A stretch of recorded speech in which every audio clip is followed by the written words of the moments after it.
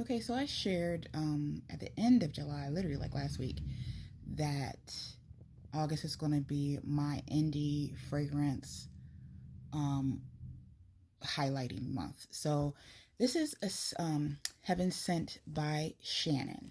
Um, Heaven Sent by Shannon, in terms of their shipping, is pretty good. I would say you're going to give 10 business days, is what you should be looking at, around 2 weeks turnaround time. Keep in mind, with indie houses, you need to give more grace. Often these are not pre-mixed or pre-bottled, and so they're working on orders as they come in batches. You have to give time for that. Not reasonable to wait 3 months or anything like that, unless they've communicated that well in advance of you ordering. But you shouldn't be anticipating that it's going to come in a few days. Be mindful, these are small businesses, and all the businesses I'm going to speak about fully advertise and do their best to stick to their processing times. Okay. So, anyways, Heaven Sent by Shannon. This is a great example of why I love small businesses. These are very well blended, they're reasonably priced. I'll put the price on the screen. I did have an issue, and I share issues in this instance to say that it's not that you won't have issues with any seller, it's how they handle it. So basically, I ordered the wedding velvet Santal. What I received in the bottle, which is the easy mistake, was wedding silk Santal. I actually cannot find that bottle. Both are labeled correctly, but these are not fragrances that smell the same. So I clearly knew that what I had was wedding silk Santal. I reached out to them. She immediately responded by um, uh, offering to ship out the correct fragrance. No questions asked. She just sent it out.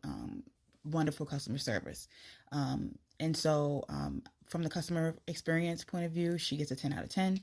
Um, and in terms of these fragrances, the Wedding Velvet Silk Santal is absolutely gorgeous. It is a unisex fragrance to me, although it is marketed to men. It is a sandalwood, I believe. Yes, sandalwood forward fragrance. I'll put the notes on the screen.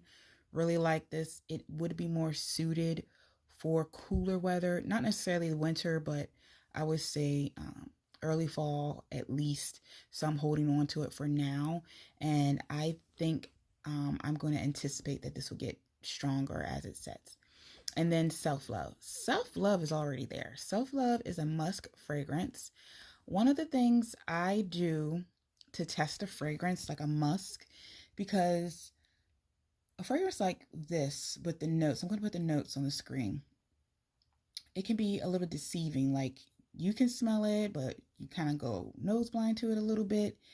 And you may wonder, okay, is it sticking around? How are others smelling it? Let me tell you what I do. Okay, so there's a bathroom at my place of employment that, sometimes the bathroom doesn't smell so pleasant. Okay. What I will often do is take a fragrance that I'm unsure about, like, hey, what's the longevity of this fragrance?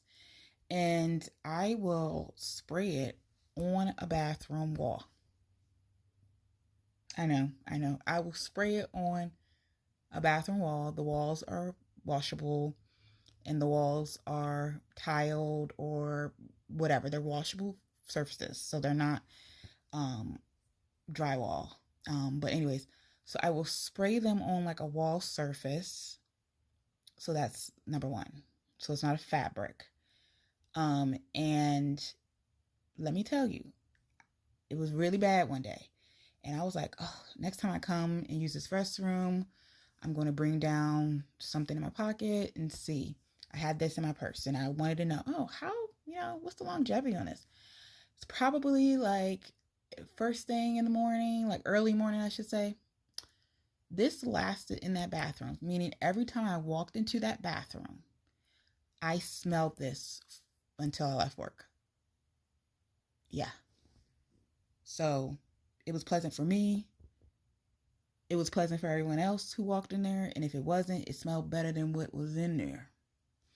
So anyway, yeah. I don't know if I should have shared that.